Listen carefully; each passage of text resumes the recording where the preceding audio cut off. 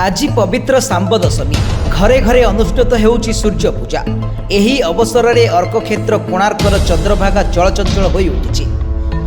श्रद्धालु एवं सूर्य उपासक माने सकाळु चंद्रभागा ठारे प्रभु सूर्यनारायण को दीपदान करने सह पूजार्चना करिसेंति। सांब दशमी अवसर में कोणार्क सूर्य रथयात्रा और सौर महायज्ञ अनुष्ठित होउछि।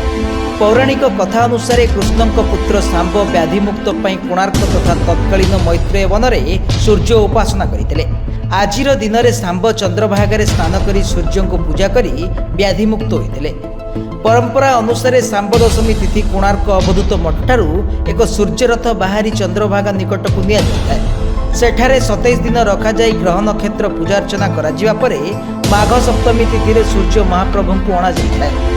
सूर्य रथ टाणिबा पई श्रद्धालु भिड़ चलुछि।